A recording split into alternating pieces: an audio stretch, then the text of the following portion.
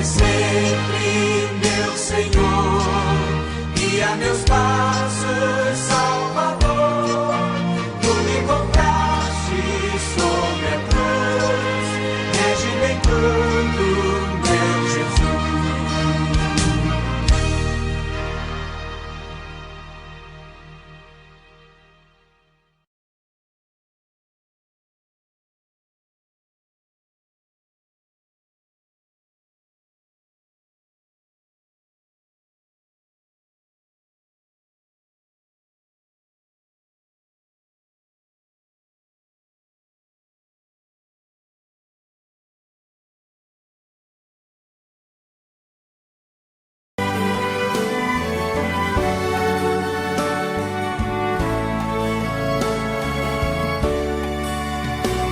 O Salvador meio é Cristo Jesus, pois Ele minha alma salvou. Também meus pecados tomou sobre si na cruz quando me resgatou. Na rocha eterna firmado estou eu e tenho a salvação. Me esconde Jesus, Cristo no alto céu, velando-me com sua mão, velando-me com sua mão. As bênçãos do céu desfrutando eu estou, em Cristo, o Filho de Deus. Alegre eu vivo e ando na luz, prossigo na senda do céu. Na rocha eterna firmado estou eu e tenho a salvação. Me esconde Jesus, Cristo no alto céu, velando-me com sua mão, velando-me com sua mão. As cargas que eu tive, Jesus as tomou, agora liberto estou. A graça me basta, que Cristo me deu, assim para o céu presto eu vou. Na rocha eterna firmado estou eu e tenho a salvação. Me esconde Jesus, Cristo no alto céu, velando-me com sua mão, velando-me com sua mão. Findando a lida, então o verei com anjos e santos no céu. Em hinos de glória eu entoarei aquele que por mim morreu.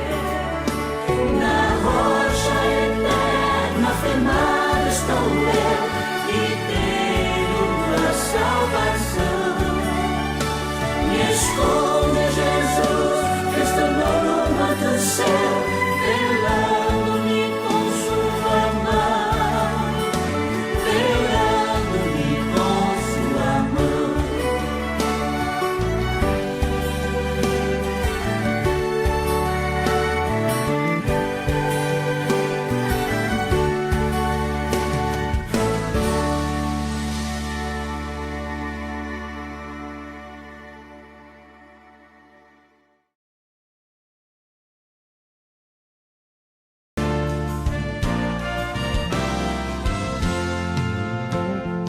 Ao pecador desejoso de verdadeiro perdão, a voz de Cristo ditoso escuta com atenção. Escuta o Evangelho do Filho de Deus, o divinal conselho que vem dos mais altos céus. Hoje com fé e de graça vem aceitar o perdão.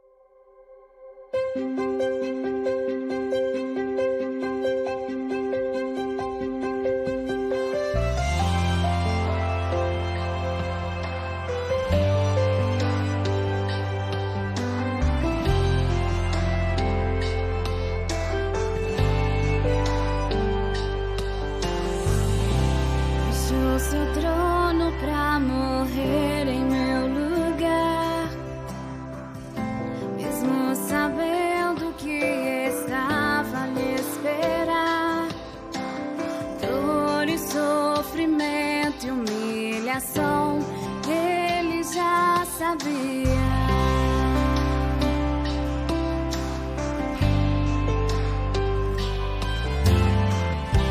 Foi rejeitado pelos homens,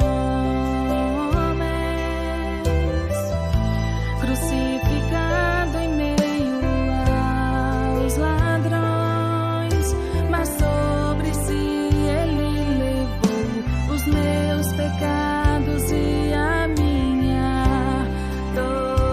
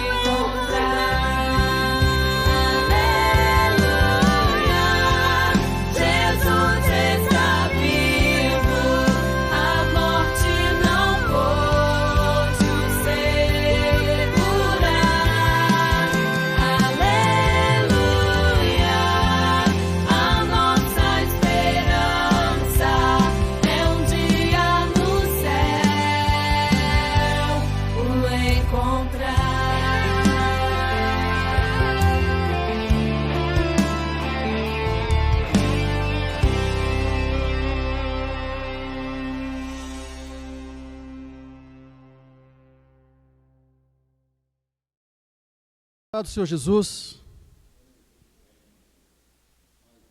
Meus irmãos, a paz do Senhor Jesus.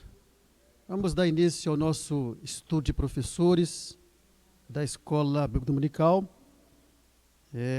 Somos da Assembleia de Deus, Ministério do Valde Barros, pastor presidente João Jairo Rocha, e hoje iremos dar continuidade ao nosso estudo de professores. Nós estamos estudando esse trimestre sobre os dons espirituais e dons ministeriais. E a lição que iremos estudar amanhã é a lição número 10, o ministério de mestre ou doutor. E vamos ao textuário dessa lição, que diz assim, textuário: de modo que, tendo diferentes dons, segundo a graça que nos é dada, se é ensinar, haja dedicação ao ensino. Romanos 12, versículo 6 e o versículo 7. A verdade prática diz assim: os vocacionados por Deus para o ministério do ensino são por ele chamados para edificar a igreja de Cristo. A nossa leitura bíblica em classe está em Mateus capítulo 7, 28 e 29, Atos capítulo 13, versículo 1, Romanos 12, 6 e 7, Tiago 3 e 1. E diz assim: e aconteceu que, concluindo Jesus esse discurso, a multidão se admirou da sua doutrina, porquanto os ensinava com autoridade e não como os escribas. Na igreja que estava em Antioquia, havia alguns profetas e doutores, a saber, Barnabé e Simeão, chamado Níger, e Lúcio, Cirineu, e Manaém, que fora criado com Herodes, o tetrarca, e Saulo. De modo que, tendo diferentes dons, segundo a graça que nos é dada, se é profecia, seja ela segundo a medida da fé. Se é ministério, seja em ministrar. Se é ensinar, haja dedicação ao ensino. Meus irmãos, muito de vós não sejam mestres, sabendo que receberemos mais duro juízo. Grandioso Deus, em nome do Senhor Jesus, nós suplicamos ao Senhor o perdão dos nossos pecados e te agradecemos por essa oportunidade que temos de meditar na tua palavra. Pedimos ao teu Espírito Santo, que é o intérprete da tua palavra, que venha nos trazer o entendimento, ó Deus, daquilo que nós precisamos com respeito a esse assunto.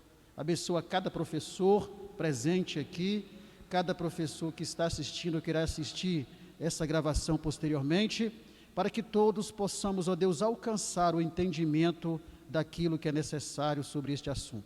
Nós te pedimos em nome do Senhor Jesus. Amém e amém.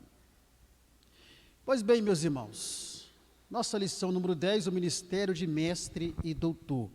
Nós estamos estudando esses últimos dias sobre os dons ministeriais, e nós já vimos sobre o dom de apóstolos, o dom de profetas, evangelistas, pastores, e hoje nessa lição nós vamos estudar especificamente sobre o dom, ou ministério de mestre ou doutor.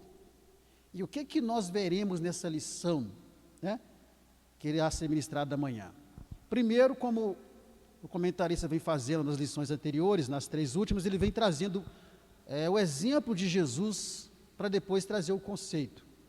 Então, como a lição vai tratar de ministério de mestre ou doutor, ele vem mostrando primeiramente Jesus como mestre por excelência, ou seja, assim como pastor, Jesus é o modelo de todo o mestre. Vamos ver também como era o ensino na igreja primitiva, e nós iremos ver que a igreja primitiva ela prezava pelo ensino da palavra. Vamos ver depois a definição, o conceito do que é dom ministerial de mestre ou doutor, e nós vamos aprender que mestre ou doutor como um dom da parte de Deus não tem a ver com título acadêmico ou com formação em alguma faculdade, é um dom de Deus. Vamos ver também quais são os propósitos e a importância do dom ministerial de mestre ou doutor para a igreja. Vamos ver por que o dom de mestre ou doutor ele é tão importante. Por que mestre ou doutor? Porque ambos são uma coisa só.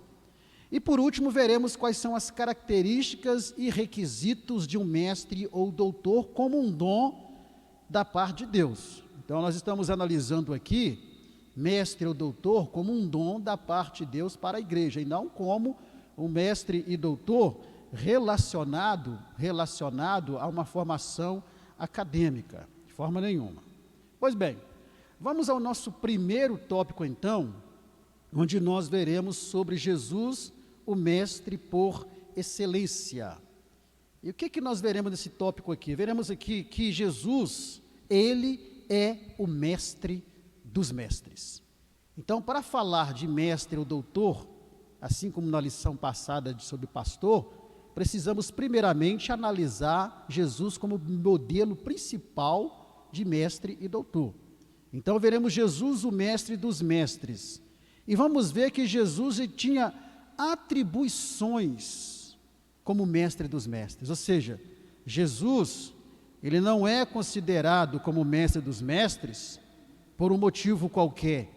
Ele é considerado como mestre dos mestres porque Jesus tinha atributos que o colocava nessa posição de mestre acima de qualquer mestre. Então, da mesma forma que nós dissemos sobre o pastor na semana passada, que por melhor que um pastor desempenhe o seu ministério pastoral, não chega aos pés do ministério do Senhor Jesus.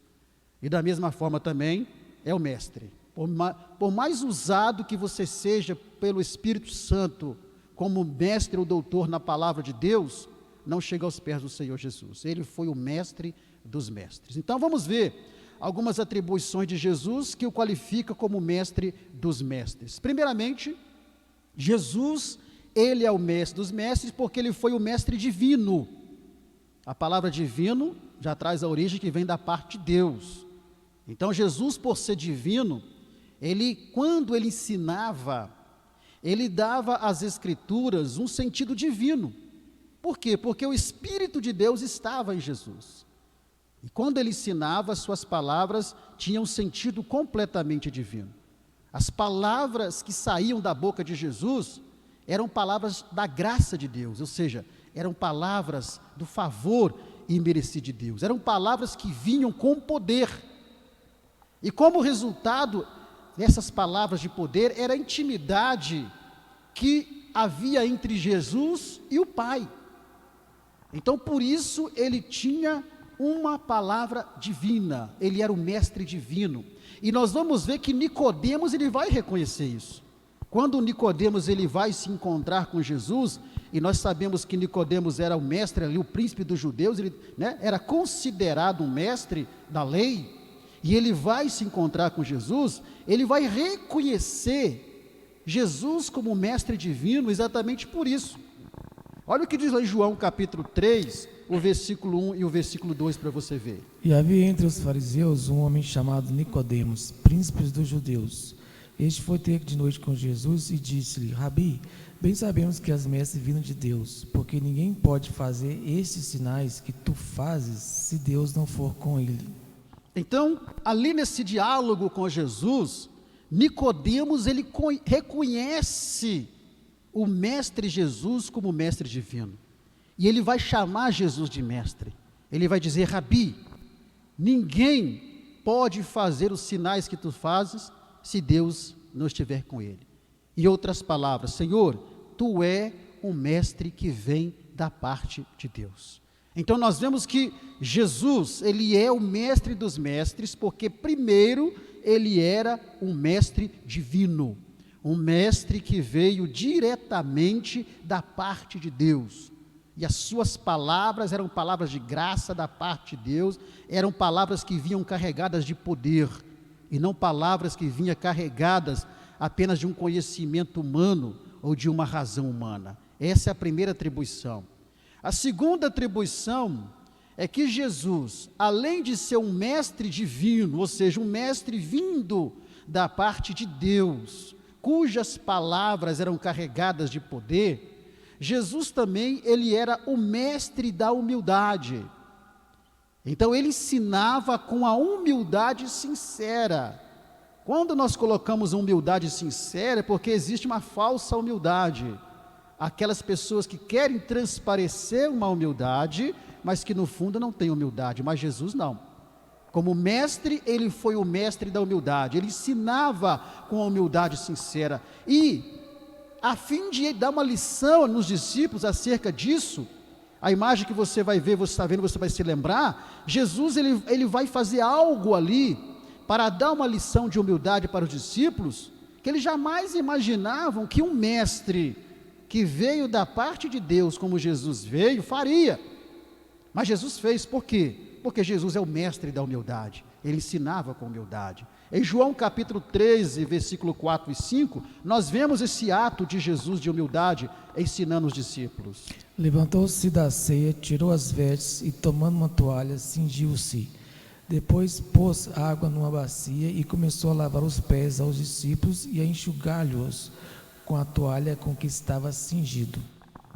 Então vemos que Jesus ele vai fazer algo ali inesperado. Ele vai ungir e lavar os pés dos seus discípulos. Era um ato de humildade extrema para um mestre como o Senhor Jesus. Nenhum mestre da lei, nenhum doutor da lei jamais fez isso. Você pode pegar a Bíblia e verificar toda a parte, que você não vai ver nenhum doutor da lei fazendo isso, como um seguidor. Mas Jesus fez, para mostrar que ele era o mestre da humildade, um mestre que ensinava com uma verdadeira humildade. Então ele dá essa lição aos seus discípulos, mostrando que, acima de tudo, é preciso que a pessoa, ela seja humilde. Então Jesus, ele é o mestre dos mestres, primeiro, porque ele é o mestre divino, é o mestre vindo da parte de Deus. Segundo, porque ele é o mestre da humildade sincera, e não mestre de uma falsa humildade. Ele vai dar o exemplo ali para os seus discípulos.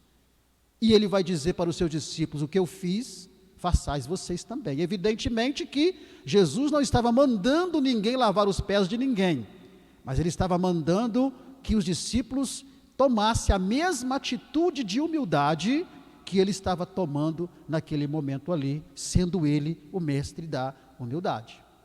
Terceira atribuição é que Jesus, ele era o mestre da verdade. A verdade emanava dos seus ensinamentos. Então, todas aquelas pessoas que ouviam Jesus pregar, que ouviam Jesus ensinar, eles tinham apenas duas opções: ou eles amavam Jesus ou odiavam Jesus. Sabe por quê? Porque Jesus era o mestre da verdade, ele ensinava a verdade. Ele não ensinava para agradar as pessoas, não ensinava para satisfazer o ego das pessoas, ele ensinava a verdade. Então, era impossível ficar indiferente aos seus ensinamentos. Era impossível alguém ouvir Jesus pregando, ensinando e ficar completamente diferente. Ou ficava alegre, ou ficava insatisfeito, com raiva e ia embora, mas indiferente ninguém ficava. Por quê? Porque Jesus era o mestre da verdade. Ele não ensinava para agradar. E isso aconteceu em um dos seus discursos, quando a multidão foi indo embora, porque duro foi o discurso de Jesus. E Jesus vira para os seus discípulos e diz o seguinte, João 6, versículos 66 ao 68. Desde então, muitos dos seus discípulos tornaram para trás e já não andavam com ele. Então disse Jesus aos 12: quereis vós também retirar-vos? Respondeu-lhes, pois, Simão Pedro: Senhor, para quem iremos nós? Tu tens a palavra da vida eterna. Então eu convido você, professor, depois ler o contexto desse capítulo, para você ver que o discurso de Jesus nesse dia, o ensinamento de Jesus nesse dia foi um ensinamento duro, foi uma palavra dura, porque Jesus era o mestre da verdade, ele ensinava a verdade, e ali as pessoas foram se afastando, uma a uma foram indo embora, e Jesus vira para os seus discípulos e diz assim: olha, vocês também não querem ir embora? Vocês também não querem tomar um rumo? Aí responde: não, Senhor, para quem iremos nós? Somente tu tens a palavra da vida eterna. Então aquilo que Jesus ensinava, as pessoas não tinham como ficar indiferentes, porque ele ensinava a verdade, e não aquilo que as pessoas queriam ouvir. Então Jesus, ele é o mestre dos mestres, primeiro porque ele é o mestre divino, Segundo, porque ele é o mestre da humildade. Terceiro, porque ele é o mestre da verdade. E aí você vai fazendo um paralelo para chegarmos no terceiro tópico, para você poder identificar as características dos falsos mestres. Porque os falsos mestres, eles ensinam aquilo que é da parte do homem apenas. Os falsos mestres não são humildes e muito menos ensinam a verdade. Você vai fazendo um paralelo para você entender as características já do verdadeiro mestre para o falso mestre. Mas outra atribuição de Jesus como mestre dos mestres é que o ministério de Jesus, ele foi ocupado com a maior parte com o ensino. Você pode observar que Jesus, a maior parte do seu ministério, era ocupado com o ensino da palavra. Então, não vamos ler as citações que estão aí, porque são muitas citações, mas você, de posse do subsídio, você lê depois em casa. Então, Jesus, ele ensinava nas sinagogas, temos isso lá em Mateus 9,35. Jesus ensinava em casas particulares, na casa das pessoas que ele visitava. E Jesus entrou em pelo menos 9 casas, e nas casas que ele entrava, ele também ensinava. Jesus, ele ensinava no templo, depois você confere nas citações. Jesus ensinava nas aldeias, Marcos capítulo 6, versículo 6. Jesus ensinava nas cidades, Mateus 11:1. E Jesus ensinava em muitos outros lugares diversos. Então Jesus ensinava no monte, ele ensinava à beira do mar, de cima de um barco. Então nós percebemos que o ministério de Jesus, ele foi ocupado em sua maior parte com o ensino. Porque o ensino, ele tem uma propriedade diferente da pregação, que nós veremos daqui a pouco mais na sequência. Então, o ministério dele foi marcado na sua maior parte pelo ensino, e ele ensinava em vários lugares. Ele não perdia tempo em relação ao ensino da palavra de Deus. E Jesus também, ele é o mestre dos mestres, porque ele foi um mestre reconhecido. E reconhecido como mestre até por aqueles que não gostavam dele. Então separamos aqui 3 grupos de pessoas que não eram muito chegados a Jesus, mas que reconheciam Jesus como mestre. Também não vamos ler, depois você lê em casa. Ele era reconhecido pelos coletores de impostos. Os coletores de impostos reconheciam Jesus como mestre. Ele era reconhecido pelos escribas e pelos fariseus, que eram escritores lá da lei, o grupo que havia lá, né, da lei de Moisés. Eles também reconheciam Jesus como mestre.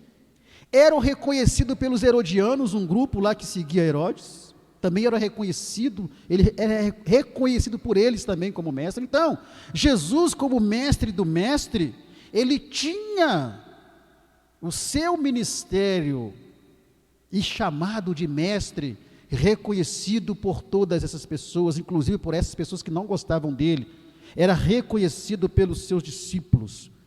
Então, por tudo isso, nós percebemos que Jesus, ele é o mestre dos mestres. Ele é o mestre por excelência. E nós vamos observar ainda outras atribuições que qualificam Jesus como mestre dos mestres e o mestre supremo, porque além de ser um mestre divino, além de ser um mestre da humildade, além de ser um mestre da verdade, além de ser um mestre, né, dedicado, ele também era um mestre reconhecido por todos como realmente um mestre. E também Jesus, o ensino de Jesus era que ele, primeiramente, ensinava com autoridade. Jesus ensinava com autoridade. O irmão vai ler Mateus 7, 28 e 29, vai falar sobre isso para nós. E aconteceu o quê? Concluindo Jesus, a multidão se admirou da sua doutrina, porquanto os ensinava com autoridade e não como os escribas. Então Jesus ensinava com autoridade, e isso chamava a atenção daqueles que o ouviam, Porque diz o versículo, aconteceu que concluindo Jesus esse discurso, a multidão se admirou da sua doutrina, quer dizer, a multidão se admirou do seu ensino, porquanto os ensinava com autoridade e não como os escribas. Então, o ensino de Jesus era um ensino com autoridade, porque essa autoridade, ela era decorrente do fato de Jesus exemplificar aquilo que ele ensinava com a sua própria vida. Essa é a autoridade que a multidão via no ensinamento de Jesus, porque aqueles mestres, entre aspas, da lei, eles ensinavam algo que eles não viviam, e quando você não vive aquilo que você ensina, você não tem autoridade do ensino. Mas Jesus tinha autoridade, por quê? Porque ele viveu o que ensinou e ensinou o que viveu. Então os seus ensinamentos eram carregados de autoridade, porque ele ensinava sobre o amor, mas ele vivia o amor. Ele ensinava sobre ajudar o próximo e ele ajudava o próximo. Então ele tinha as suas palavras, os seus ensinamentos eram carregados dessa autoridade. Por isso ele é o mestre dos mestres. Ele também ensinava utilizando a linguagem do povo. Os ensinos de Jesus eram repletos de ilustrações, de parábolas, de exemplos do dia a dia, do cotidiano das pessoas. Por exemplo, em Mateus 13, 1 ao 58, não vamos ler porque é todo o capítulo, nós vemos Jesus ensinando, usando parábolas, onde ele usa exemplos de palavras como pesca, rede, peixe, árvore, fruto, solo, semente, ovelha, etc. Por quê? Porque eram coisas do dia a dia das pessoas. Pescaria, o cuidado com as ovelhas, a semeadura. Então ele usava a linguagem do povo para ensinar o povo, e isso trazia um melhor entendimento para as pessoas que ouviam Jesus. Então Jesus, ele não se preocupava com palavras difíceis, não se preocupava com termos difíceis e que ninguém entenderia nada, mas ele se preocupava com a simplicidade do seu ensinamento, para que as pessoas pudessem entender aquilo que ele estava ensinando. Porque existem muitos que se consideram mestres e doutores, que eles querem ensinar para o povo, mas usam termos complicados, termos difíceis, palavras coloquiais que a multidão simples não consegue entender, e aí o povo fica sem o aprendizado. Os irmãos querem ver uma coisa? Eu já fiz isso uma vez no estudo de professores e vou falar. Se eu disser para os irmãos aqui, meus irmãos, nessa tarde enrubescida, nós estamos aqui na presença de Deus. Alguém sabe o que é enrubescida? Lá embaixo? Os irmãos sabem o que é enrubescida?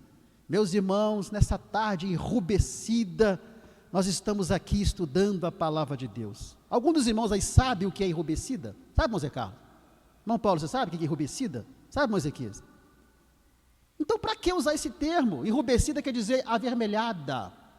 Nessa tarde de um céu enrubescido, nessa tarde de um céu avermelhado. Para que eu vou falar enrubescido se não falar avermelhado logo? Mas o cara que quer passar uma imagem de mestre, de alguém que tem um conhecimento profundo, ele usa as palavras difíceis para impressionar, mas ele não impressiona, ele só dificulta, porque o povo não está entendendo nada. Então Jesus não, ele ensinava utilizando a linguagem do povo, exemplos do dia a dia, para que as pessoas pudessem entender os seus ensinamentos. Jesus ensinava alcançando os corações dos ouvintes. Isso aqui é maravilhoso, porque os seus ensinamentos, eles não eram carregados, como eu disse aqui, de razão, não eram carregados de coisas humanas, não, os seus ensinamentos eram ministrados no poder do Espírito Santo. Os ensinamentos de Cristo eram carregados do poder do Espírito Santo, e por isso ele alcançava, além da mente das pessoas, Jesus alcançava também o coração das pessoas, causando o quê? Transformação nas pessoas. Então, quando Jesus ensinava, as pessoas sentiam algo. Lembre-se, nós dissemos lá atrás, ninguém ficava indiferente aos ensinamentos de Jesus, ou tinha raiva ou tinha ódio, mas indiferente não ficava. Mas aqueles que abriam o coração, as palavras de Jesus tinham poder de transformação. algo ardia no coração. Lucas 24 e 32, quando os dois discípulos a caminho de Emaús, aconteceu isso com eles. Lucas 24, E 32. disseram: porventura não ardia em nós o nosso coração quando pelo caminho nos falava e quando nos abria as Escrituras? Está vendo só? Jesus ia conversando com eles, ensinando eles ali as Escrituras. E um deles disse: olha, porventura não ardia o nosso coração quando ele falava sobre as Escrituras? Porque as palavras, os ensinamentos de Jesus eram carregados com o poder do Espírito Santo, que causava transformação nas pessoas. Vejamos João capítulo 4 aí, que é o exemplo, não vamos ler, que é todo o capítulo, que é o exemplo da mulher samaritana. Quando Jesus, dialogando com ela, dá um ensinamento a ela sobre a verdadeira adoração, e aquilo provoca uma transformação na vida da mulher samaritana. Por quê? Porque Jesus, ele ensinava para alcançar os corações das pessoas, para que as pessoas pudessem ter transformação, e isso, quando se abria o coração, realmente acontecia. E ele também ensinava com amor. Isso é maravilhoso. Jesus ensinava com amor, e um amor que o levava a agir em favor daqueles que ouviam seus ensinamentos. Então, aqueles que se propunham a ouvir os ensinamentos de Jesus, Jesus ensinava com tanto amor que ele era movido a agir em favor daquelas pessoas. Por isso ele é o mestre dos mestres. É Mateus 14, versículo 14. E Jesus, saindo, viu uma grande multidão e, possuído de íntima compaixão para com ela, curou os enfermos. Aí está, em Marcos capítulo 8, temos a multiplicação dos pães e dos peixes, Jesus ensinando a multidão. E ele olhou para a multidão e teve compaixão daquela multidão, porque estavam há muito tempo ouvindo os seus ensinamentos, e Jesus opera um milagre ali em favor daquelas pessoas, para que elas pudessem ser alimentadas. Por que isso? Porque Jesus, ele ensinava com amor, e o seu ensino com o amor levava ele a agir em favor das pessoas, em favor daqueles que o ouviam. Então nós temos, nesse primeiro tópico, Jesus como mestre por excelência, Jesus o mestre dos mestres, o modelo de mestre que deve ser seguido.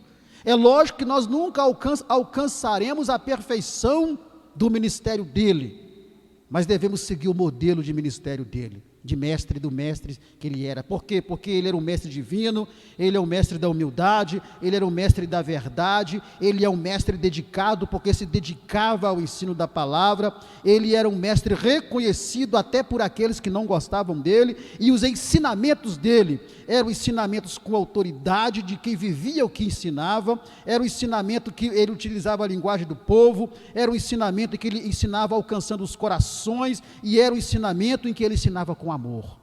Então, por isso Jesus, ele é o mestre dos mestres e o mestre por excelência.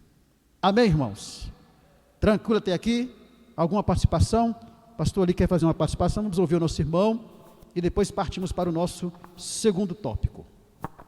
A paz do Senhor, irmãos. Irmãos, o pastor falou uma verdade, viu, pastor?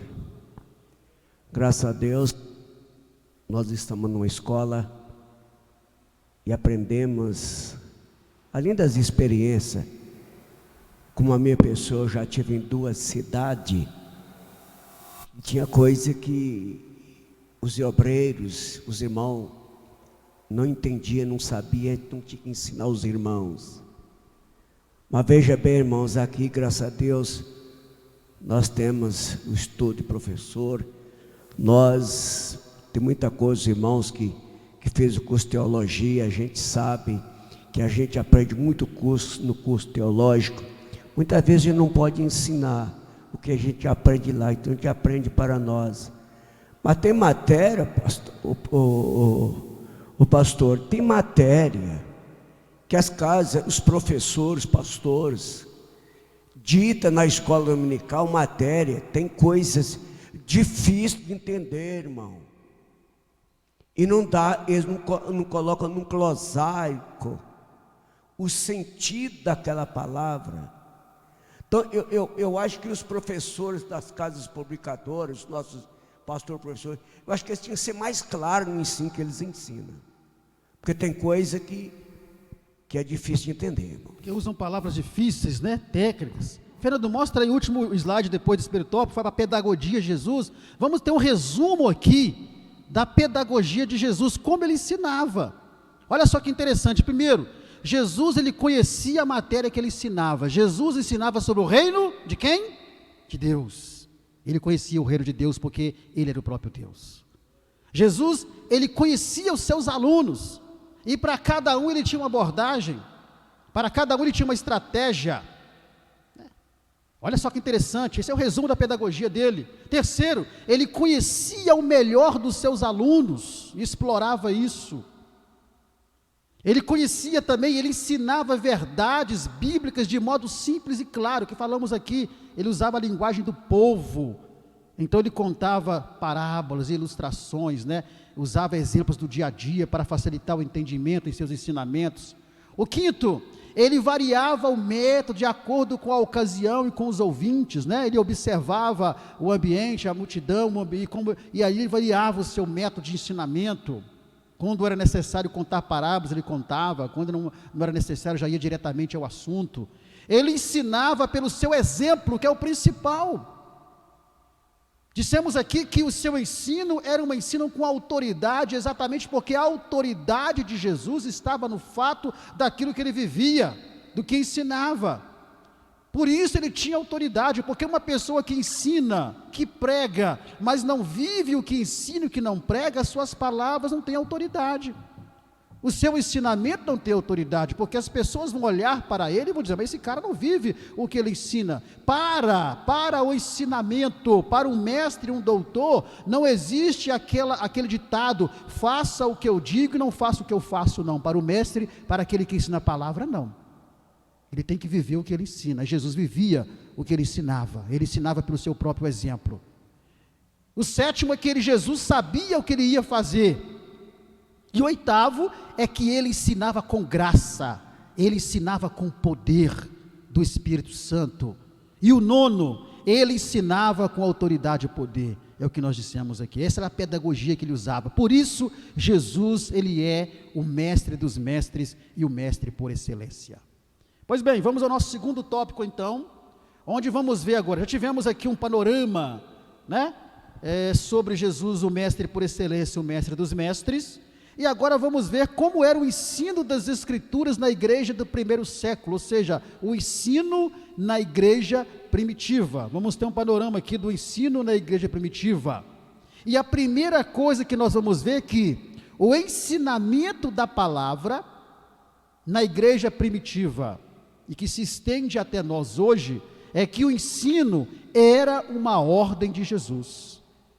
O ensino fazia parte da grande comissão dada por Jesus. Mateus 28, 19 e 20 vai mostrar isso para nós.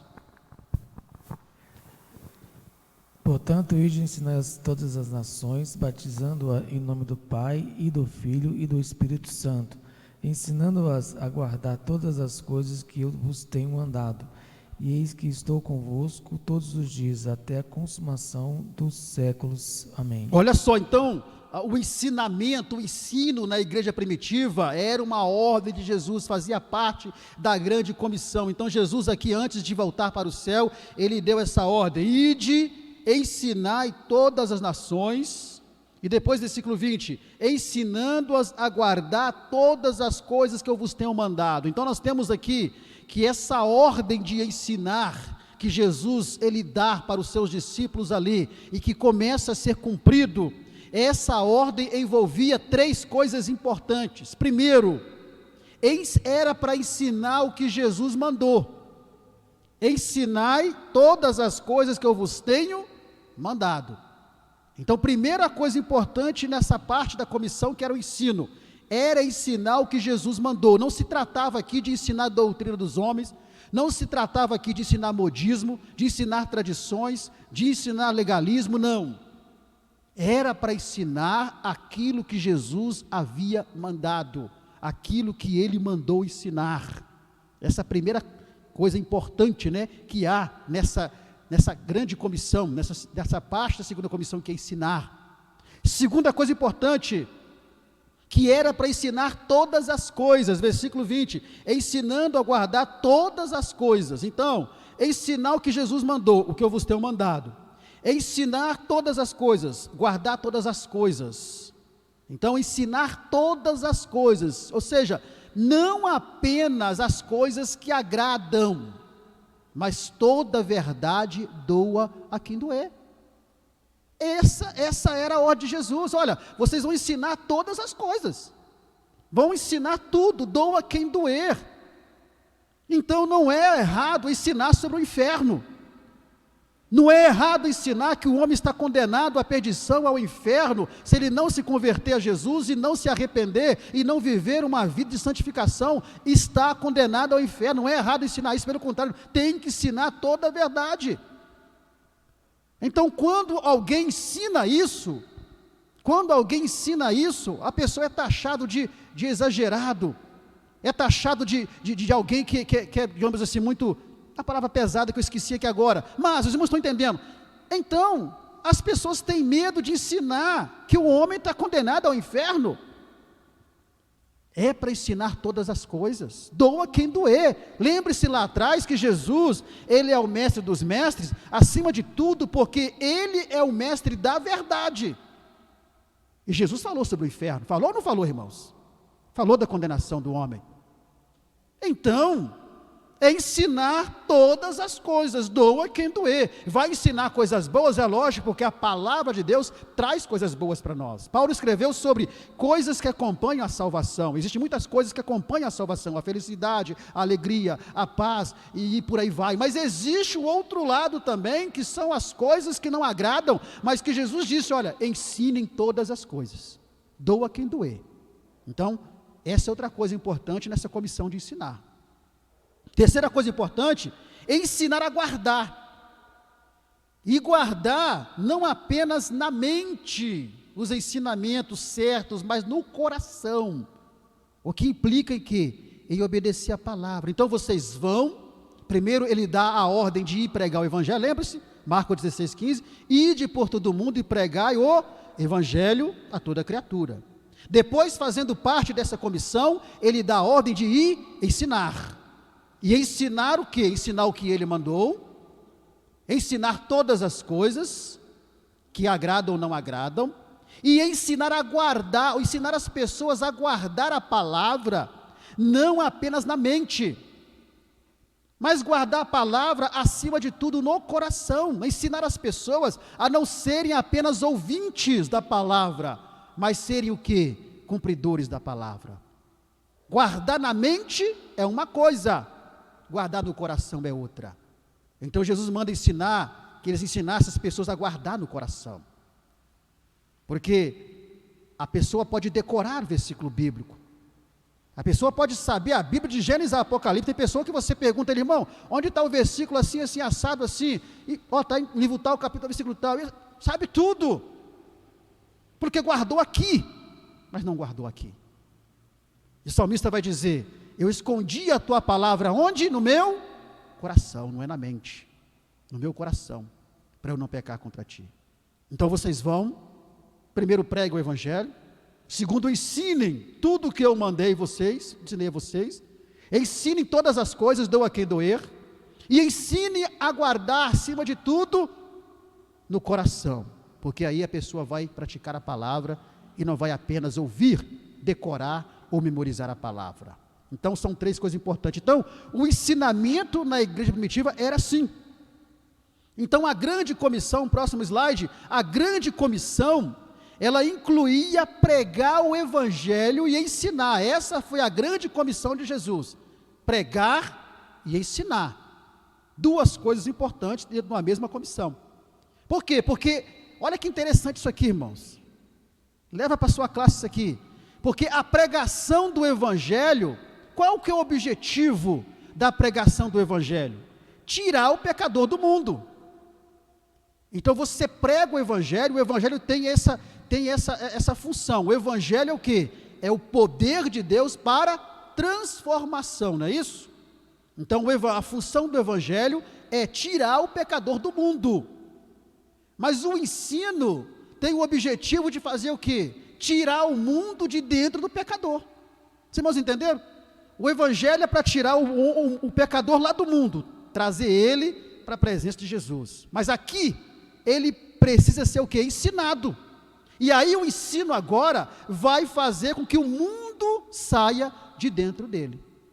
Então por isso Jesus ele dá essas duas ordens numa mesma comissão: pregue o evangelho e ensinem, porque eles serão tirados do mundo pelo poder do meu evangelho, mas serão ensinados para que o mundo saia de dentro deles e eles possam viver em santidade na minha presença. Então, assim era o ensino na igreja primitiva, um ensinamento que vinha acompanhado da pregação para tirar o pecador do mundo e do ensino para tirar o mundo de dentro do pecador. E aí nós temos no próximo slide a doutrina dos apóstolos. E aí, qual que era a doutrina dos apóstolos? Por quê? Jesus vai dizer, olha, ensinai todas as coisas que eu vos tenho mandado. E agora vamos ver que em Atos 2,42, o irmão vai ler aqui para nós agora, Atos 2,42, olha o que diz lá. E perseverava na doutrina dos apóstolos, e na comunhão, e no partir do pão, e nas orações. Mas espera aí, é para ensinar o que Jesus mandou, ou é para ensinar o que os apóstolos mandaram? Porque nós vimos que Jesus disse, ensinai tudo o que vos tenho mandado. Olha, a doutrina dos apóstolos nada mais era do que o quê? Aquilo que eles aprenderam com quem? Com Cristo. Então, a doutrina quer dizer, a palavra doutrina quer dizer ensinamento. A doutrina dos apóstolos não era o ensinamento deles, era um conjunto de ensinos que eles aprenderam com quem? Com Cristo.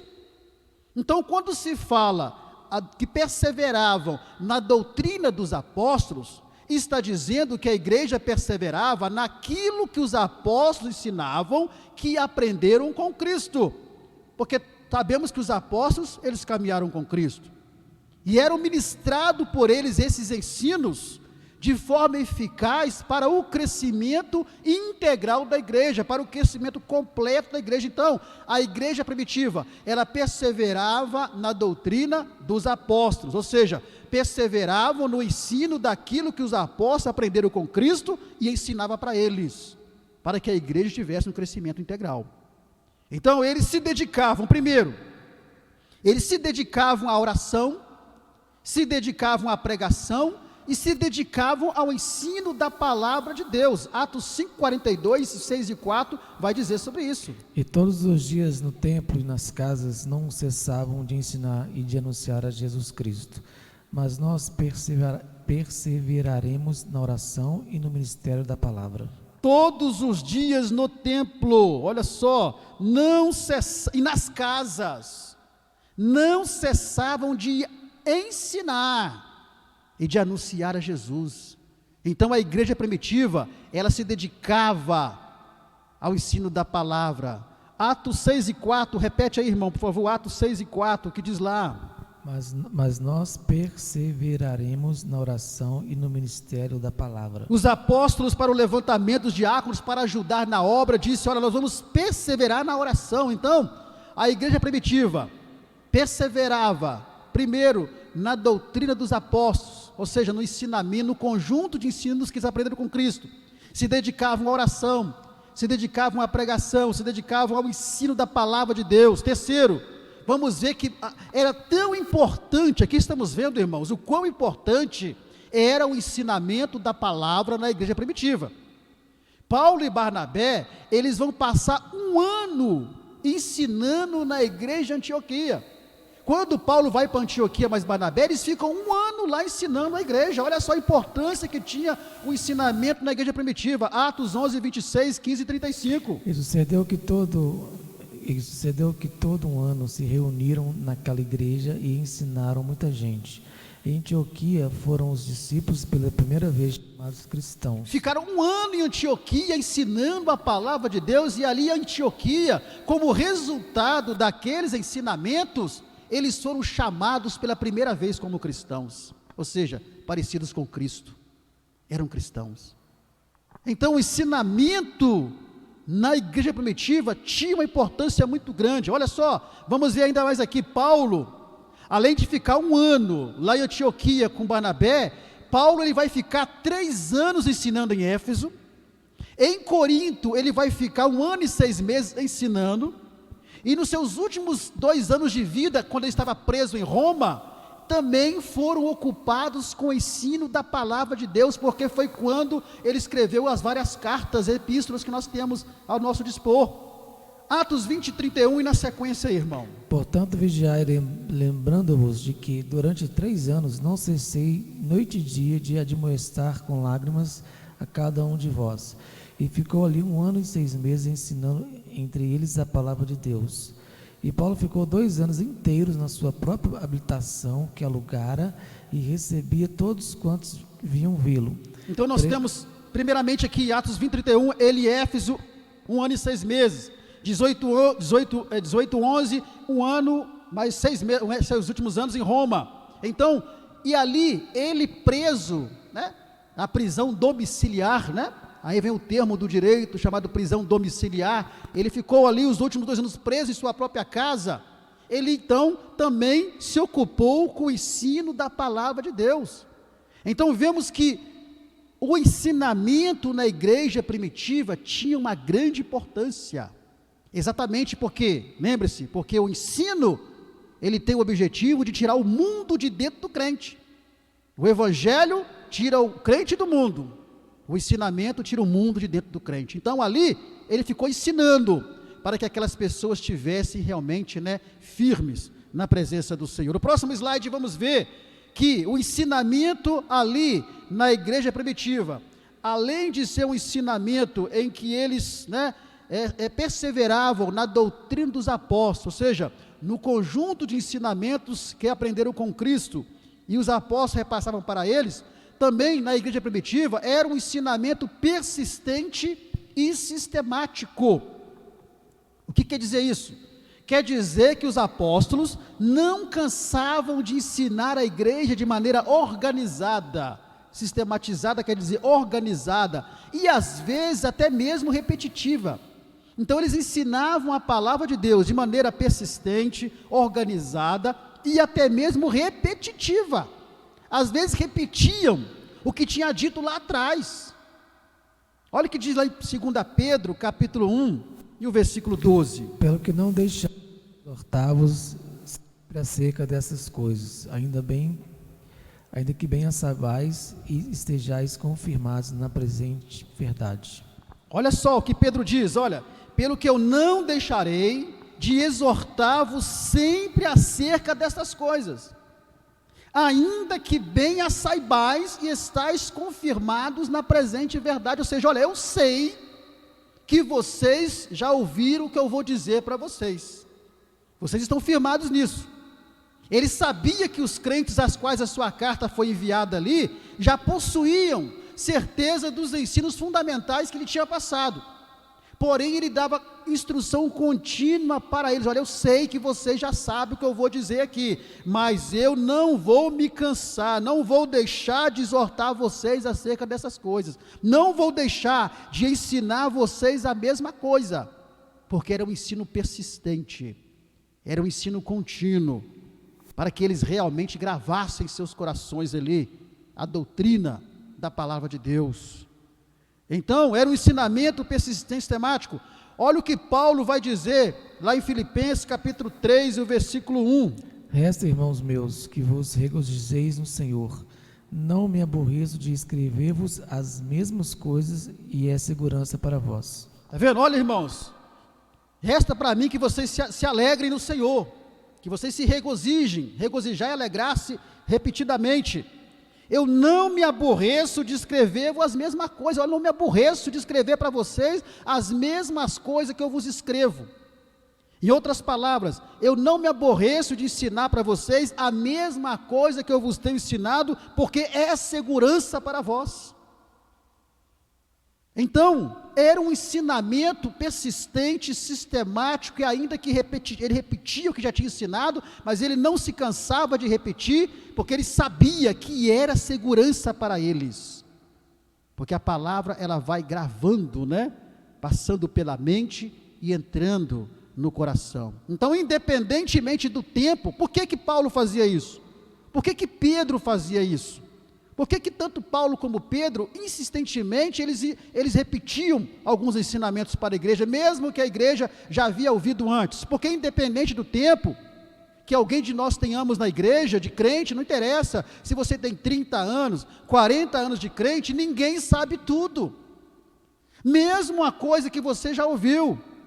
Então nós somos sempre discípulos em aprendizado, não interessa se tem 50 anos de crente, mas você não sabe tudo. E mesmo aquilo que você já ouviu assim, há 30 anos atrás, quando estava com 20 anos, você precisa ouvir agora novamente. Por quê? Porque é necessário para a nossa segurança, para reavivar a nossa memória, para revivar o nosso coração. Então nós somos constantes discípulos em aprendizado, e enquanto estivermos aqui, nós precisamos, continuar aprendendo da palavra de Deus. Por que a revista da EBD, vez ou outra, repete lições? Por isso. Quem aqui se lembra que essa lição foi dada em 2014, Em 2014. Lembra com detalhes? Não. E novas revelações vêm. Então, quando a lição é repetida, quem vai ministrar pode não ser a mesma pessoa que ministrou para você há 7 anos atrás, e essa mesma pessoa traz novos entendimentos, acrescentando mais ali ao que você aprendeu há 7 anos atrás, e reaviva alguma coisa na sua memória com respeito àquele assunto. Então, por isso que o ensinamento de Pedro, de Paulo, na igreja primitiva, era um ensinamento sistematizado, um ensinamento persistente, para que as pessoas pudessem realmente gravar ali em seus corações. Amém, irmãos? Tranquilo até aqui, segundo tópico? Alguma participação, alguma pergunta, comentários? Irmãos, tem liberdade de fazer, Se não tiver, vamos para o nosso terceiro tópico, onde iremos demorar um pouco mais. Pois bem, então nós já vimos sobre o modelo de Jesus como mestre por excelência. Ele é o mestre dos mestres, já vimos por quê. Já vimos como era o ensino na igreja primitiva, e vamos ver agora sobre a importância do dom ministerial de mestre ou doutor. Digo mestre ou doutor porque, como dom espiritual, é a mesma coisa. E vamos ver a atualidade deste dom de mestre ou doutor. Então, primeira coisa, agora sim, depois de nós vermos Jesus como modelo perfeito de mestre e doutor, de termos visto como era o ensino dos mestres e doutores da igreja primitiva, agora vamos ver a atualidade desse dom, entendendo agora sim qual que é o conceito e a definição do dom ministerial de mestre ou doutor. Então, o que é o dom ministerial de mestre ou doutor? É uma capacitação sobrenatural, especial, dada por Deus, para que alguém seja usado para ensinar, esclarecer e expor a palavra de Deus. Agora aqui temos que abrir um parêntese, só que não é apenas ensinar, porque ensinar, muitos ensinam. Ensinar, tem muita pessoa que tem a capacidade natural de ensinar. Então o dom ministerial de mestre doutor está relacionado diretamente ao ensino da palavra, ao ato de ensinar. Porém, a pessoa que tem esse dom, ele ensina com uma sabedoria diferenciada. Ele tem uma sabedoria diferenciada. E essa sabedoria que ele tem para ensinar a palavra de Deus como um dom de mestre e doutor, ela independe dos conhecimentos e formação humana. Ou seja, não está relacionado a um título acadêmico. Não se trata de um mestre ou doutor que se formou numa faculdade, numa universidade, que fez um mestrado, por exemplo, em alguma disciplina, que fez um doutorado em outra disciplina. Não é esse mestre e doutor que a Bíblia está tratando, porque esse mestre e doutor acadêmico, qualquer um de nós podemos ser. Basta você ter dinheiro para pagar uma boa faculdade, passar num concurso, você alcança esse título acadêmico de mestre ou doutor. Mas mestre e doutor na Bíblia está se referindo como a um dom vindo da parte de Deus, no qual a pessoa, ela tem uma capacidade sobrenatural de ensinamento, que diferencia da capacidade natural de ensinar, porque você vai ver que ele tem um diferencial na sua forma de ensino, e independente do seu conhecimento acadêmico e humano, ele tem um alcance na palavra que vai além desse conhecimento acadêmico, desse conhecimento secular. Então, olha o que diz lá em Atos capítulo 4, versículo 13, o exemplo ali de Pedro e não sei mais quem.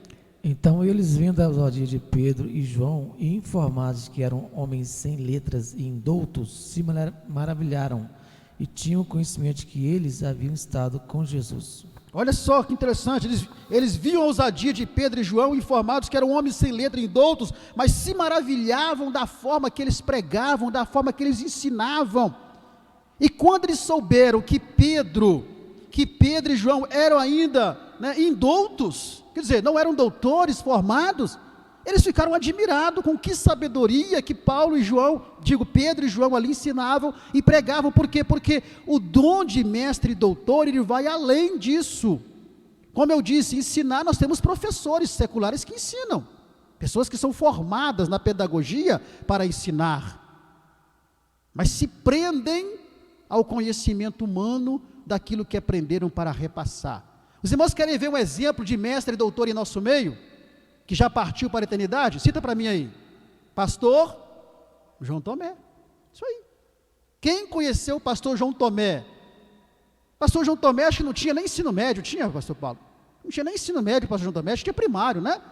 João Tomé, se eu não me engano, né, se alguém pode me corrigir depois, se eu não me engano, ele não tinha nem ensino médio completo, acho que ele tinha primário. Mas quem via aquele homem ensinando a palavra de Deus, ficava de uma forma assim, maravilhado. Ele era um homem que tinha esse dom de mestre e doutor, além de ter o dom ministerial de pastor, ele tinha o dom. Irmão Zé Fidelis conheceu, né, irmão Zé Fidelis? E outros mais, irmão João, outros mais aqui, pastor também ali, conheceu o Aristeu. Então quem via aquele homem ensinando, ficava assim, meu Deus, como é que pode? Esse homem não tem faculdade, mal tem um primário. Até algumas palavras falava errado, mas tinha um dom ministerial de mestre e doutor que ia além do conhecimento da formação humana. Então esse é o dom de mestre ou doutor, é aquela pessoa que tem essa capacitação sobrenatural para o ensino, diferente da capacidade natural de ensino. Porque ensinar, você dá uma revista para a pessoa, ele vai ensinar, mas tem pessoas que têm um dom diferente, tem algo diferente, você vê a diferença nele, você percebe a diferença nele. Então esse é o que tem um dom ministerial de ensinar. Agora, isso não significa também que a pessoa que é usada nesse dom, né, deve se descuidar da sua formação intelectual. Não significa também que a pessoa agora também, se ele pode fazer, não vai fazer uma faculdade, não vai fazer uma universidade. Não, pelo contrário. Por quê? Porque isso pode ser agregado ao dom. Isso pode aperfeiçoar o exercício do dom. Olha bem, o conhecimento humano, né, ele pode aperfeiçoar o exercício do dom, não o dom. Porque o dom, ele vem da parte de Deus. Independente se é formado ou não, ele vem da parte de Deus. Mas o exercício do dom, isso pode agregar, pode se somar, pode aperfeiçoar. Então não significa, não, agora eu sou usado no dom de mestre e doutor, eu não preciso mais ensinar. Quer ver um exemplo de quem era mestre e doutor, e estudou, e foi muito inteligente? O apóstolo Paulo. É isso? O apóstolo Paulo era um mestre, né, segundo o dom espiritual da parte de Deus. Mas o apóstolo Paulo era um homem estudado, conhecia a lei, era um poliglota, hein, irmão Zé Carlos? Era um poliglota, falava mais de 5 idiomas, 3 idiomas, hebraico, grego, aramaico, era um poliglota. E agregado, somado com seu conhecimento humano, com o dom ministerial da parte de Deus, só trouxe benefícios para o ministério dele. Então, ser usado no dom de mestre ou doutor, não significa também que eu não vou estudar se eu posso. Se você não pode, é outra coisa. Mas se você não pode, vou fazer sim um curso de teologia, por que não? Se eu posso, vou fazer um curso superior em alguma área, de repente numa área que eu atuo na igreja, por que não? Mas entendendo que aquele diferencial que você tem no exercício, na administração do ensino, esse diferencial ele vem da parte de Deus. E aí, a formação não ajuda. Lá em Amorés, irmão Paulo César, o João Inácio, não sei se você conheceu, o dono do cartório civil de Amorés, era um homem inteligentíssimo, doutor formado, dono do cartório de registro civil de Amorés, mas aquele homem, quando dava oportunidade a ele, para ele poder pregar, sabe o que ele fazia? Ele escrevia toda a mensagem dele no papel, toda, escrevia tudo, meus irmãos, ele botava lá, meus irmãos, essa noite, escrevia tudo, formado, doutor, juiz de paz, dono do cartório, e na hora que dava oportunidade, ele ia para frente, irmãos, meus irmãos, essa noite, lia, por quê? Porque não tinha o dom ministerial, mas era um homem formado, um homem culto. Então é preciso entender isso, mas repito, não significa que a pessoa que pode, não vai investir também no conhecimento, né, para agregar o valor ao exercício do dom de mestre ou doutor, mas se ele não pode estudar, já é outra coisa, né? Ele tem o dom de mestre e doutor na vida dele. Pois bem, uma vez que nós entendemos o que é o dom ministerial de mestre ou doutor, que é aquele que tem uma capacidade sobrenatural da parte de Deus para o ensino, com um diferencial, né? Um diferencial no seu ministério de ensino, com uma sabedoria que vem da parte de Deus, que vai além do conhecimento humano, independente se ele tem uma formação acadêmica ou não. Qual que é o propósito e a importância do dom ministerial de mestre? Para que serve o dom ministerial de mestre e doutor na igreja? Digo, não mestre e doutor de título acadêmico, mas o mestre e doutor como dom da parte de Deus. Qual que é a importância? Primeiro, ele levar a igreja a amadurecer em todas as dimensões da vida cristã. Então, aquele que tem o dom de mestre e doutor, ele leva a igreja, pelos ensinamentos da palavra, a amadurecer em todas as dimensões da vida cristã e, ao mesmo tempo, desmascarar os falsos mestres e os falsos ensinos. Efésios 4:14. Para que não sejamos mais meninos inconstantes, levados em rota por todo vento de doutrina, pelo engano dos homens que com astúcia enganam fraudulosamente. Então está aí.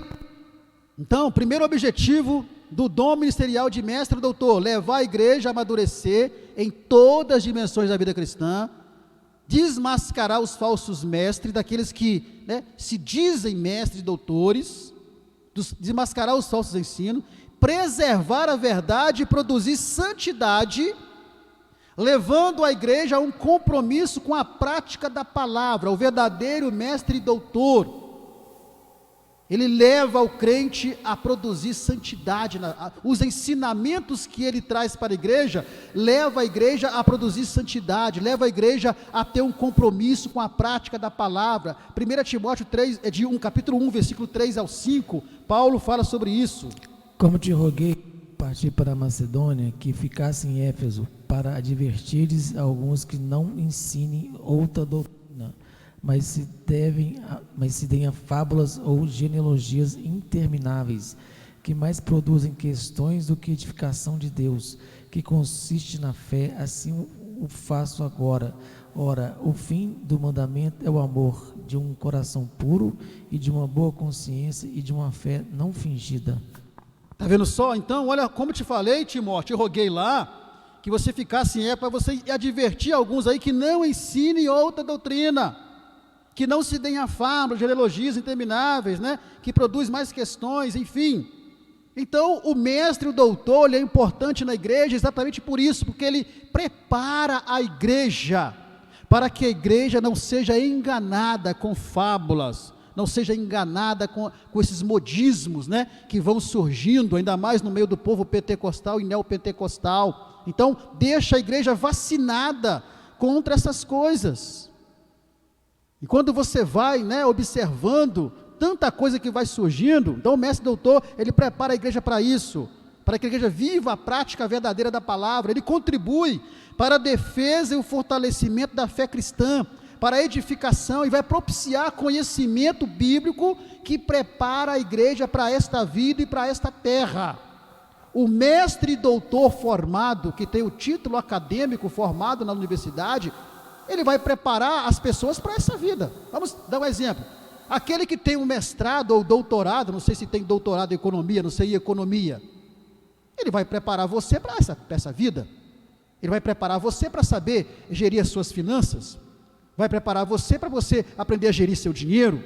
Mas o mestre e doutor, como dom da parte de Deus, independente da formação acadêmica, ele vai preparar você para o reino de Deus, vai preparar você para a eternidade, e não para esta vida. 1 Pedro 3, versículo 15, é o que diz lá: Antes é Cristo como Senhor em vosso coração, e estáis sempre preparados para responder com mansidão e temor a qualquer que vos pedir a razão da esperança que há em vós. Então nós temos que estar preparados para responder com mansidão, não é com briga não, viu? Não é discutindo e brigando com o indivíduo não. A responder com mansidão e temor qualquer que vos pedir a razão da esperança da fé que há em vós. Então é importante o dom ministerial de mestre e doutor, porque através do ensinamento da palavra, ele prepara a igreja para responder a razão da sua fé, a razão da sua esperança, com mansidão, com sabedoria. Outra proposta e importância é que ele contribui para o discipulado do novo convertido, bem como o seu acompanhamento pós-batismo. Lembre-se que o ensinamento, ele tem o objetivo de tirar o mundo de dentro do pecador, daquele que aceitou Jesus. E aí, o dom de mestre e doutor vai ajudar para que o novo convertido também alcance esse conhecimento. 2 Pedro 3, versículo 18. Antes crescer na graça e no conhecimento de nosso Senhor e Salvador Jesus Cristo. A Ele seja dada a glória, assim agora como no dia da eternidade. Amém. Então está aí. Então nós temos aí o propósito e a importância do dom ministerial de mestre ou doutor na igreja. Repetindo, é que os seus ensinamentos, que são baseados na palavra de Deus, com autoridade, com graça, com sabedoria, com revelação, com aquilo que vem da parte de Deus, vai preparar a igreja a viver uma vida de santidade e de unidade, para que ela possa morar na eternidade com o Senhor. E aí, repito, o mestre ou doutor acadêmico, ele vai dar uma palestra na igreja sobre finanças, vai dar uma palestra na igreja sobre outro assunto, enfim, vai preparar as pessoas para esta vida. Mas o mestre e doutor, como um dom de Deus, independente da formação acadêmica, ele vai preparar cada crente para a eternidade, vai preparar cada um de nós para vivermos, em santidade e estarmos para sempre com o Senhor. Pois bem, agora quais são os requisitos bíblicos necessários ao mestre e doutor como um dom e não como um título acadêmico? Se eu perguntasse aos irmãos, quais são os requisitos para um mestre ou doutor acadêmico, irmãos, quais são? Os requisitos para um mestre acadêmico, quais são eles? Me ajude aí. Qual o principal requisito para se tornar um mestre ou doutor acadêmico?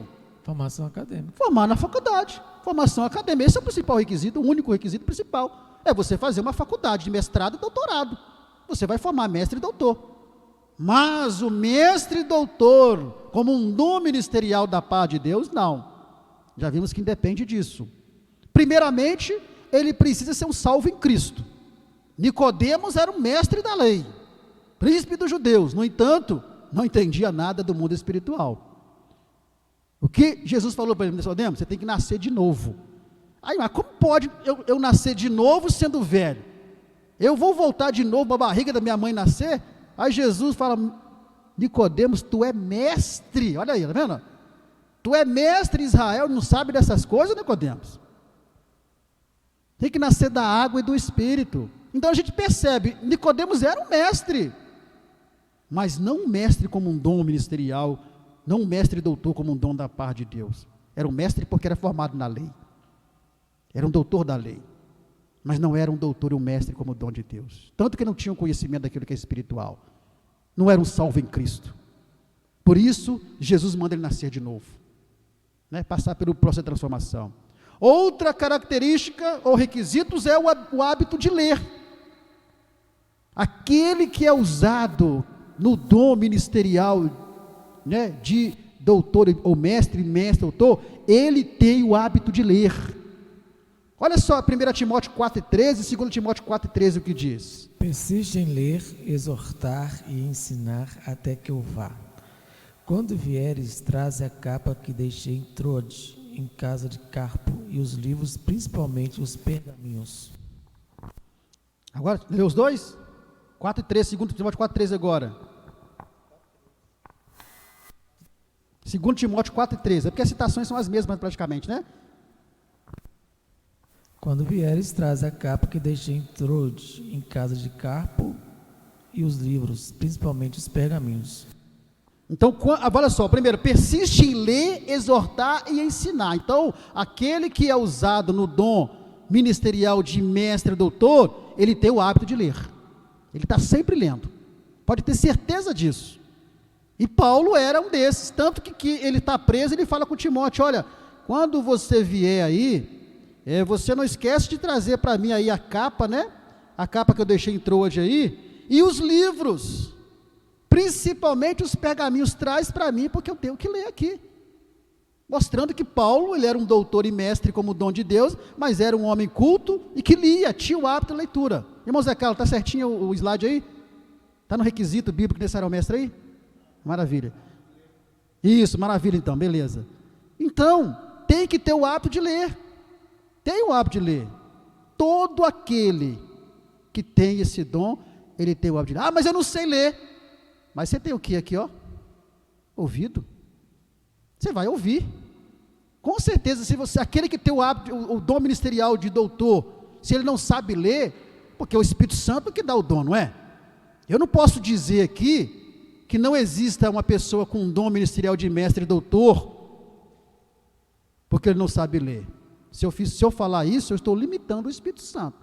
É um dom que vem da parte do Espírito Santo. Então, pode ter pessoas sim que não saibam ler e nem escrever, mas que sejam usados nesse dom ministerial de mestre e doutor.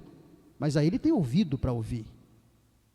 Prosseguindo, preparo intelectual. Paulo vai dizer a Timóteo, olha, procura apresentar-te a Deus como obreiro aprovado, que não tem de que se vergonhar e que maneja bem a palavra da verdade. Como eu disse aqui, o fato da pessoa ser usado num dom ministerial de mestre doutor, não significa que ele não vá buscar mais conhecimento. Por quê? Porque o conhecimento que ele busca pode ser agregado, somado ao dom ministerial que Deus deu a ele de mestre ou doutor. Então vamos agora às características do mestre ou doutor. Vimos os requisitos. Para um doutor e mestre acadêmico, a formação acadêmica já era o suficiente, porque ele pega o título do mestrado e o título do doutorado. Agora, as características daquele, como identificar aquele que tem o dom ministerial de mestre ou doutor, né, independente de uma formação acadêmica. Primeiro, ele tem um coração em chamas pelo ensino, ele ama o ensino da palavra de Deus. Romanos 12:7 diz assim, se é ensinar, que haja o quê? Dedicação ao ensino.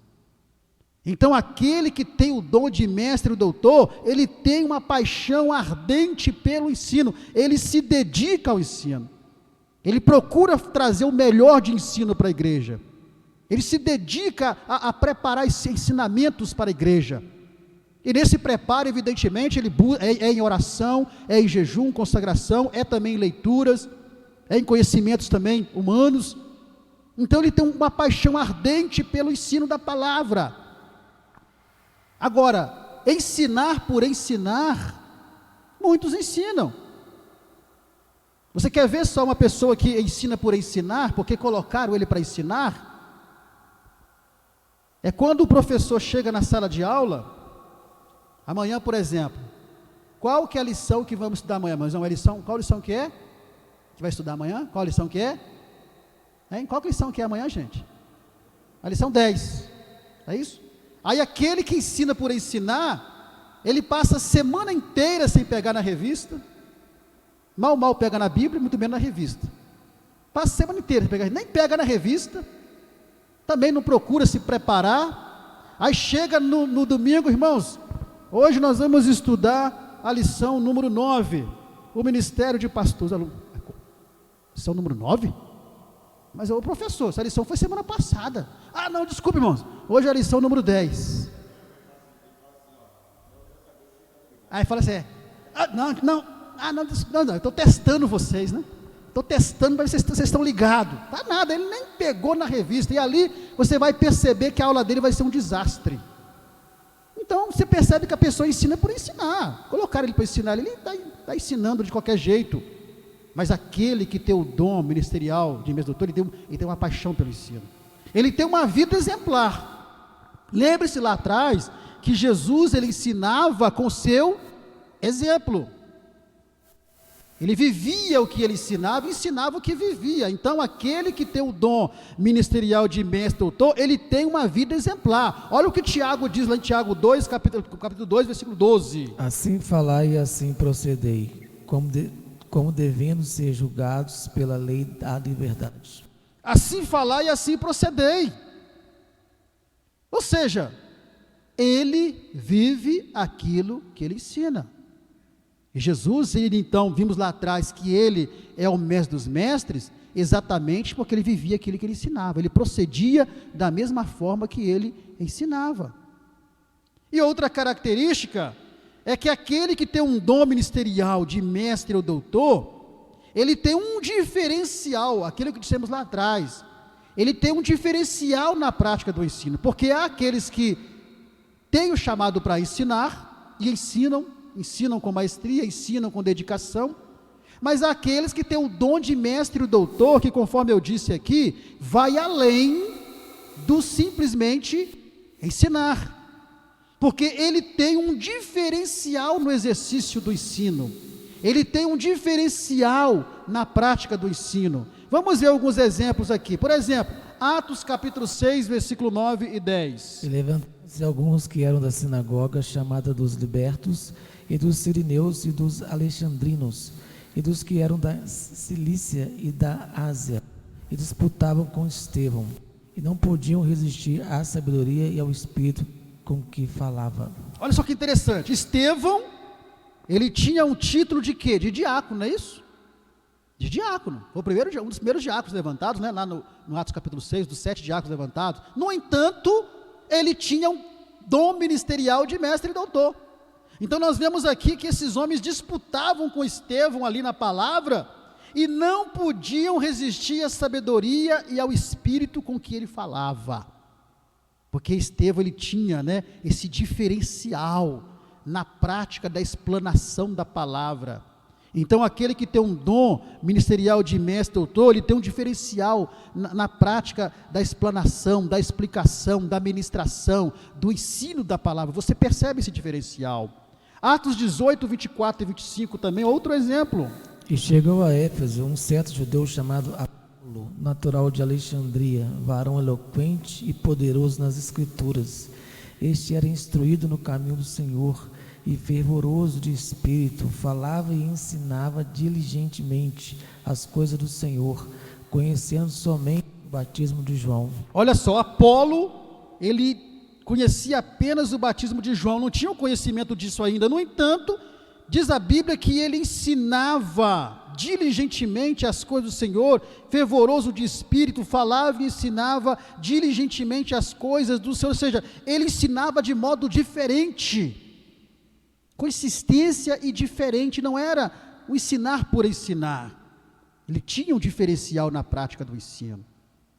Então, essas são as características, né, daquele que tem o dom ministerial de mestre e doutor. E aí, você volta lá atrás, no primeiro tópico, e você agrega a essas características o seguinte: aquele que tem o dom ministerial de mestre e doutor, além dessas características que vimos aqui, ele é um mestre da humildade, ele é humilde, ele ensina com humildade verdadeira. Ele não se vangloria, ele não se ensoberbece, ele não é soberbo, arrogante, porque ele é usado nesse dom de mestre ou doutor, mesmo porque quem é usado nesse dom de mestre ou doutor, a cobrança é muito maior.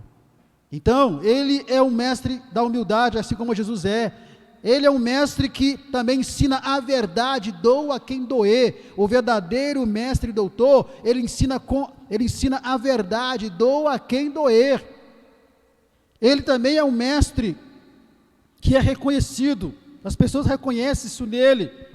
Ele ensina também com autoridade, assim como Jesus ensinava no que diz respeito ao viver aquilo que ensina. Ele ensina também de forma simples quando é preciso, ensina também de forma, com palavras mais difíceis quando é necessário, numa plateia onde tem muitos doutores, por exemplo. Ele ensina também alcançando os corações dos ouvintes, porque ele ensina com graça, ele ensina com unção. Ele não ensina só com a razão, não ensina só com técnicas, não ensina só com métodos, mas ensina com a unção do Espírito.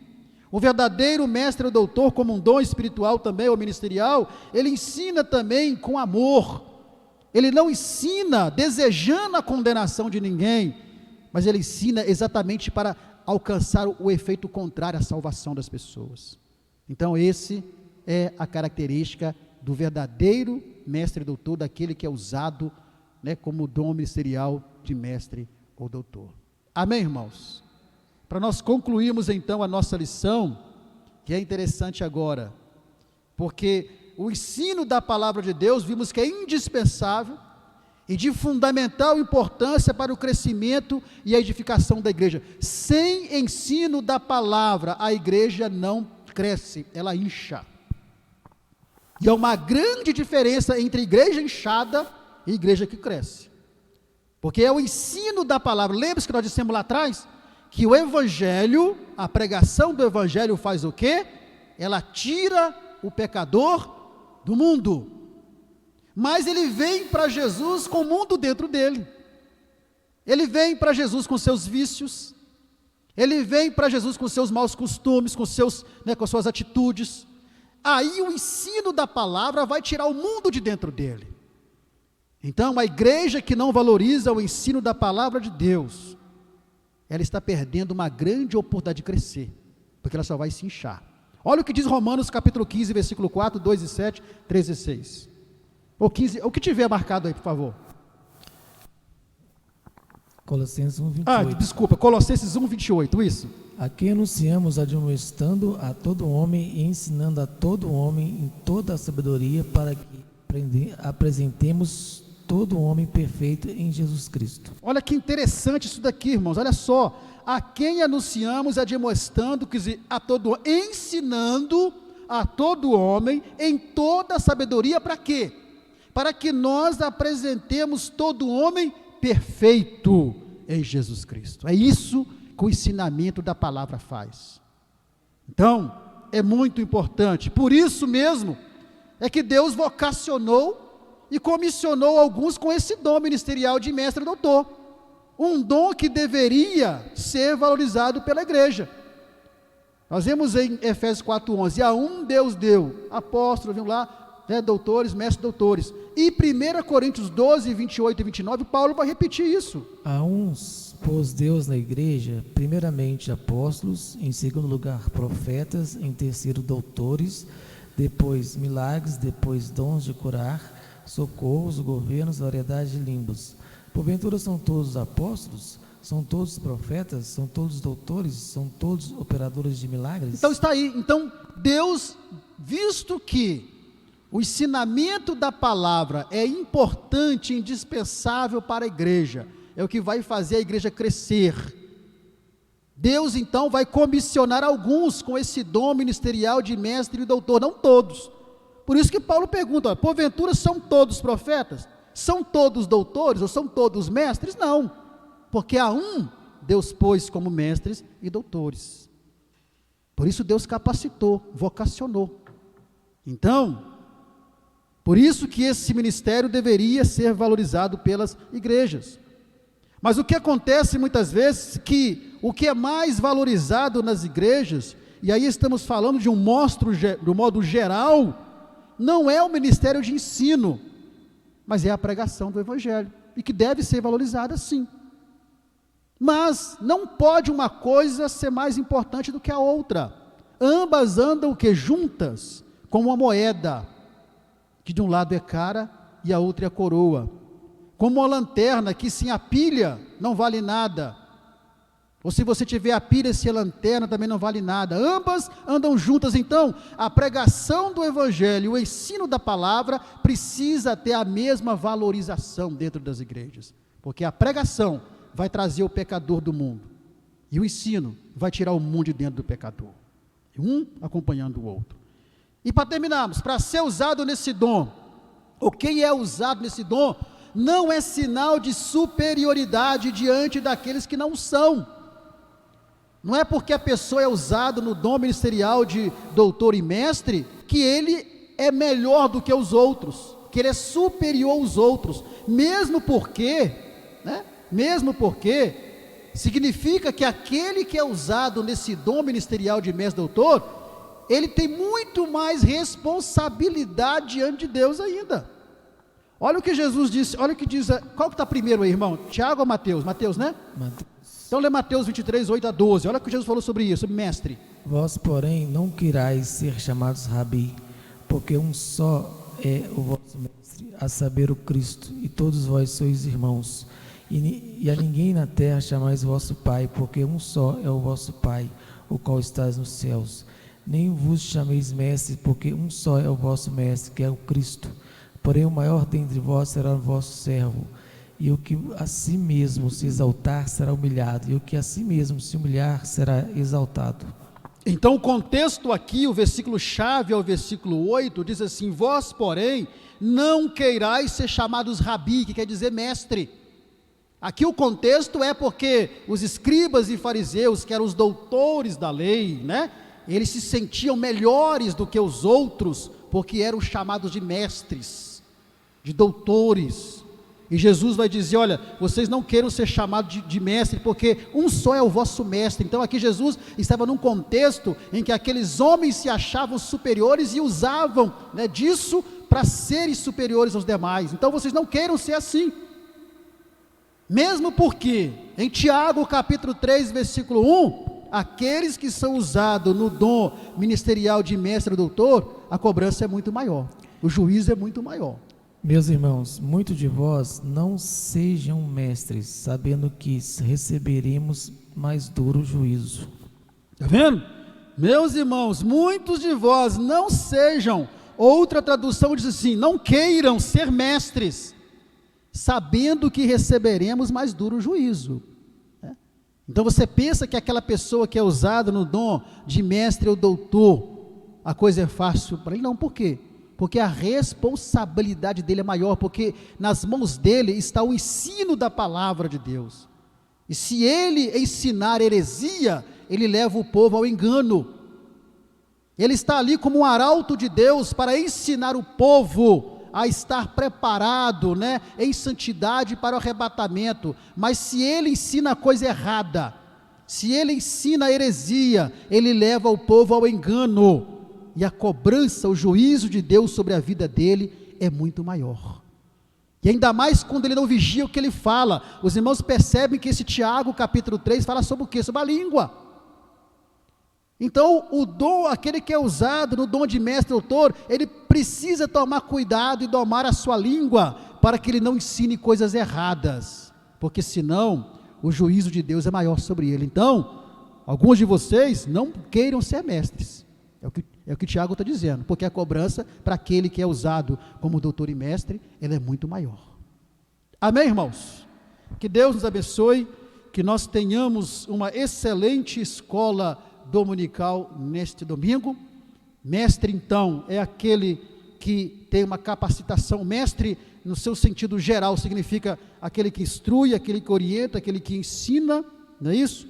É aquela pessoa dotada de um grande saber, e ele usa esse saber para instruir, para orientar, para ensinar. No que diz respeito a mestre como dom espiritual da parte de Deus, ou dom ministerial da parte de Deus, é aquele que tem uma capacitação de ensinar, explanar, orientar, esclarecer a palavra de Deus, mas de uma maneira diferenciada, com uma sabedoria diferenciada dada pela parte de Deus, que independe da formação acadêmica ou do título acadêmico. Vamos estar em pé, em nome do Senhor Jesus. Você que nos acompanha posteriormente pelo canal aí no YouTube, se você desejar receber o nosso material, entre em contato conosco com o post que está aí, com nossos contatos, que nós teremos o maior prazer de enviar gratuitamente para você esse material e a partir daí te cadastrar lá em nossos contatos, semanalmente mandar gratuitamente esse material para você. Vamos orar ao Senhor e agradecer a Deus por essa escola dominical, esse estudo professor, e que tenhamos uma excelente escola dominical. E se alguém quiser ser mestre e doutor, há vagas, viu? Há vagas para mestre e doutor, há vagas disponíveis, irmão Zé Carlos? Há vaga disponível para mestre e doutor, sabendo que a cobrança e o juízo é muito maior, não é brincadeira. Grandioso Deus, nós te agradecemos por mais essa escola de professores. Obrigado a Deus, que o Senhor possa abençoar nossas escola bíblica dominical amanhã, que o Senhor abençoe cada professor presente, os que assistiram pela transmissão, que vão assistir posteriormente, para que seja despertado no coração da sua igreja, ó Pai, levantado mais doutores e mestres nessas características, ó Deus, nesse modelo que foi o Senhor Jesus como mestre, para que assim a sua igreja, ela possa estar preparada e vacinada contra tantas heresias, falsos mestres, falsos ensinos, modismos que vão surgindo por aí, para que a sua igreja seja preparada para o arrebatamento. Nós te pedimos em nome do Senhor Jesus. A graça de nosso Senhor e Salvador Jesus Cristo, o amor de Deus e a comunhão do Espírito Santo sejam com todos, em nome do Senhor Jesus, e amém, e amém. Que o Senhor vos abençoe.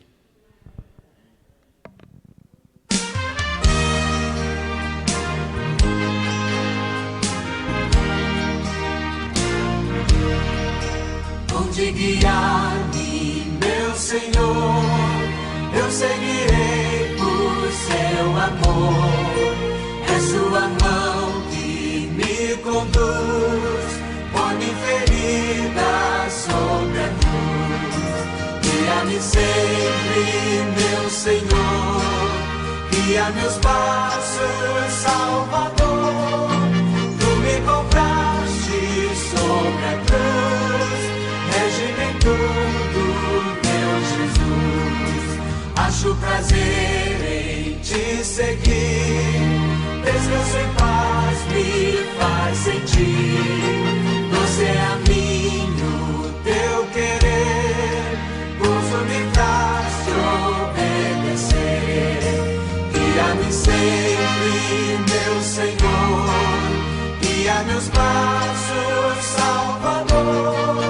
Tu me compraste sobre a cruz, rege-me em tudo, meu Jesus. Sigo sem medo, meu Senhor, que me encheu do seu amor. Sentindo perto a sua mão, posso cantar na escuridão. Guia-me sempre, meu Senhor, guia meus passos, Salvador. Tu me compraste sobre a cruz, rege-me em tudo, meu Jesus. Para seu reino me conduz, pelo jardim e pela cruz. Lá ficou morto, velho eu, lá meu espírito reviveu. Guia-me sempre, meu Senhor, guia meus passos,